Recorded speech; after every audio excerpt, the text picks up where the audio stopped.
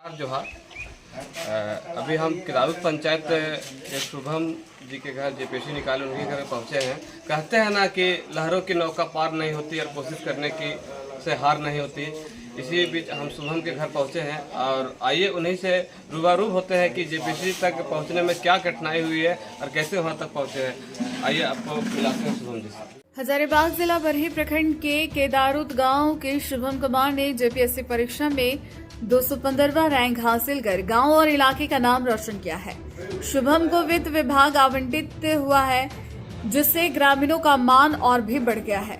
यह उपलब्धि मेरे माता पिता, गुरुजनों और गांव के आशीर्वाद की दिन है। मैंने मेहनत की, लेकिन असली ताकत परिवार ने दी। मेरा सपना है कि मैं ईमानदारी से समाज और राज्य की सेवा कर सकूं। इस उपलब्धि पर शुभम ने दैनिक स्टेट के संवाददाता अमित सोनी से अपने दिल की बात साझा की। सबसे पहले तो आपको शुक्रिया कि आप यहाँ आए और मेरे स्टोरी को कवर कर रहे हैं। बात यह है कि जिस गांव से मैं आता हूँ वहाँ पे मतलब एजुकेशन एज मतलब हमको उसके लिए बाहर जाना था पढ़ाई करने के लिए।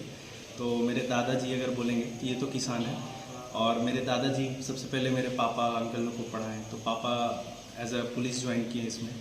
उसके बाद पापा का था कि एजुकेशन, और मम्मी का भी था कि एजुकेशन अच्छा देना है, तो वो तो गांव से पॉसिबल नहीं हो सकता था।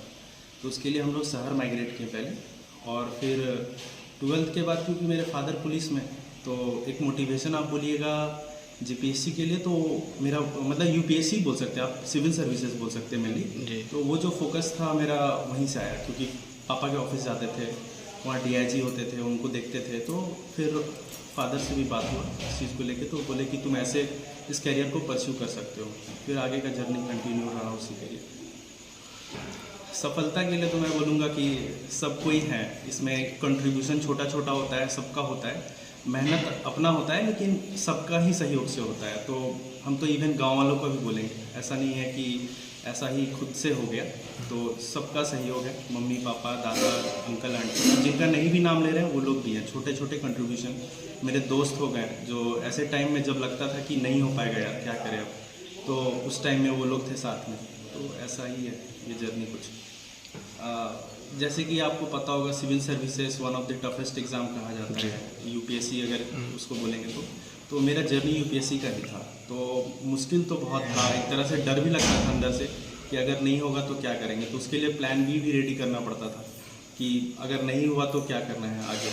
लेकिन ठीक है, मेरे ख्याल से हार्डवर्क बिट्स टैलेंट वाला कॉन्सेप्ट है, और प्रोसेस पे था बिलीव। तो जो भी गाइडेंस मिला, कुछ मेंटर लोग भी थे, वो भी मुझे गाइड किए कि इस प्रोसेस में जाओ, ऐसे पढ़ो। तो वो धीरे धीरे फिर वो फेल मतलब सक्सेस से ज़्यादा बोलूँगा कि फेलियर ज़्यादा। जो भी एग्ज़ाम में बैठता था पहले फेल्स ज़्यादा हुए हैं, तो वो फिर धीरे धीरे मेरे सक्सेस में कंट्रीब्यूशन आ गया उस चीज़ का। आगे क्या प्लान आपका है? आगे अभी तो फिलहाल ज्वाइन करूंगा, और यूपीएससी का मेरा जर्नी कंटिन्यू रहेगा, क्योंकि ये तो जेपीएससी मैंने निकाला है, और यूपीएससी मैंने इस पर मेंस भी दिया है, जो कि 31 अगस्त को लास्ट एग्ज़ाम था। तो आगे मेरा प्रोसेस उस चीज़ में कंटिन्यू रहेगा। बाकी मैं फिर देखता हूँ, अभी तो ज्वाइन करना है। इसके बाद आप जिस गांव से बिलोंग करते हैं वो गांव काफ़ी पिछड़ा है जी, एजुकेशन के मामले में, बहुत ऐसा है जिस गांव में अभी तक नहीं है। इस विषय पर आप क्या कुछ उसके लिए अगर देखिए, अभी तो नहीं मैं कुछ बोल सकता हूँ, लेकिन आगे अगर मेरा कंट्रीब्यूशन आएगा इस गांव के लिए, तो मैं चाहूँगा एजुकेशन सर ऐसा पावरफुल चीज़ है जो बहुत चीज़ बदलाव ला सकता है। जैसे कि कल ही जब मैं ये गांव घुसा तो वो मुझे फील हुआ, पहले तो नहीं समझ आ रहा था कि क्या है, लेकिन वो लोग भी इस चीज़ को मोटिवेशन में कन्वर्ट करेंगे। और जैसे आज भी मैं कहीं गया तो कुछ बच्ची थी या फिर बच्चे थे, वो हमसे इस चीज़ का जानकारी लेने के लिए ज़्यादा इच्छुक दिखे मुझे। तो ये बदलाव मुझे बहुत ज़रूरी है। तो मैं चाहूँगा कि मेरे थ्रू ही अब धीरे धीरे एजुकेशन में या फिर लोग जो बनना चाहते हैं वो बदलाव आए, और इसके लिए मैं आगे ज़रूर अपना, जब मेरा जॉब हो जाए, उसके लिए कंट्रीब्यूशन जरूर लाऊंगा इस गांव के लिए। एक यह भी सवाल है कि आजकल के युवा लोग नशे की और ज़्यादा प्रेरित हो रहे हैं, युवा और युवतियाँ हो, मोबाइल, इंस्टाग्राम, उनको लोग के लिए क्या संदेश देना चाहते हैं आप? देखिए, उसके लिए मैं बोलूँगा शुरू से ही फैमिली जो होते हैं और जो इन्वायरमेंट होता है वो बहुत मैटर करता है। तो इस मामले में मैं बहुत लकी हूँ कि जो मेरे मम्मी पापा हैं शुरू से बहुत केयर किए, कितना बच्चों पे कितना मतलब एक रिस्ट्रिक्शंस रखना है और कितना उनको पढ़ने देना है, और मैं बोलूँगा खेलकूद के साथ में मतलब करते हुए, तो ये ज़्यादा था। और बच्चे जो इस लाइन में जा रहे हैं वो क्या होता है, एक वल्नरेबल एज होता है, उस एज में सबसे ज़्यादा उनको ध्यान देने का ज़रूरत होता है। और जब उस एज में आप उनको नहीं ध्यान दे पाते हैं तो वो फिर आगे जा कर के ये सब चीज़ में हो जाता है उनका नशा या फिर जो भी चीज़। तो वो तो गार्जियन का रोल होना बहुत ज़रूरी है, उनका फ्रेंड सर्कल, ये सब सारा ज़रूरी है, इम्पॉर्टेंट है। सबसे पहले मैं आपको धन्यवाद करता हूँ कि आप हमारे घर पे आए और इसको कवर कर रहे हैं। तो बेटा का पहुँचने में बहुत बड़ी खुशी है।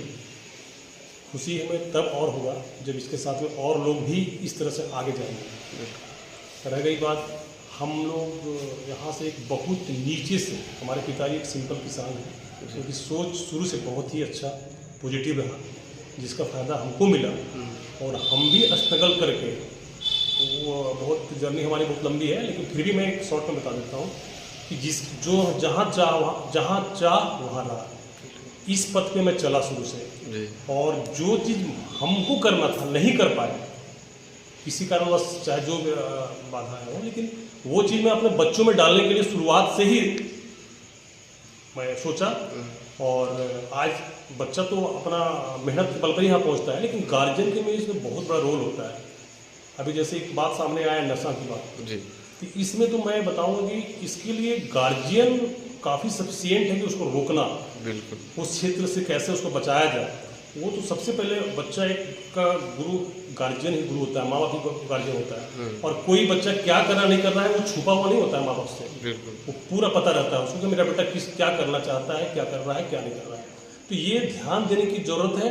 और जब उसको ही नहीं बचा पाएंगे हम, तो फिर भविष्य के बारे में हम क्या सोचेंगे, हमारा बच्चा क्या करेगा। अभी ही उसका अगर बढ़िया से अच्छा से नहीं हो पाएगा उसको, तो कैसे वो आगे बढ़ पाएगा। ये दुख की विषय है और हमारे लिए बल्कि बहुत सोचनीय है सबों लिए, जो अभी अग्रणीय हैं, जो नहीं भी अग्रणीय हैं, सारे लोग की इसमें जुटता बहुत आवश्यक है। और जब तक इस पे काबू, पहले आपको धन्यवाद, हमारे घर पर आ रहे हैं आप। इसके बाद मैं बताती हूँ कि मेरी जर्नी बहुत लंबी रही है, हम लोग बहुत नीचे से आगे आए हैं। हमारा सोच बहुत पहले से ही था कि हमारे मम्मी पापा हम लोग को आगे नहीं बढ़ाएं और पढ़ा नहीं पाए, जल्दी मेरी शादी हो गई। फिर हम वो सोच से यहाँ आए कि हम अपने बच्चे लोग को कैसे आगे बढ़ाएं। इसमें हमारे मम्मी पापा सदा सहयोग किए, इस घर में हमारा सहयोग रहा, और फिर ऐसा हम कर पाए कि आज अपना बेटा को इस लायक हम बनाए। कितना शुरू से ये था कि हम जो नहीं कर पाए, हम लोग नहीं कर पाए, अपना बेटा को उस इतना पढ़ाएंगे कि क्यों नहीं बनेगा, बिल्कुल वो सोच के रहे। और आज मेरा बेटा कामयाब हो, बहुत खुशी है। कितना थे लड़का और लड़की? मेरा 3 बेटा है। ठीक साहब, हम जो चाहते थे वो हमको पूर्ति हो गए।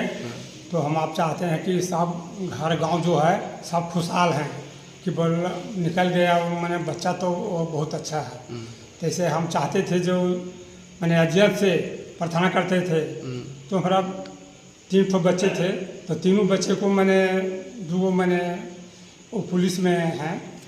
और फिर नाती को मैंने हम सोचे कि हम प्रार्थना करते थे कि भगवान मैंने इस सब में मैंने हमारा बच्चा सब आगे बढ़े। तो अब देखिए पूर्ति हमारा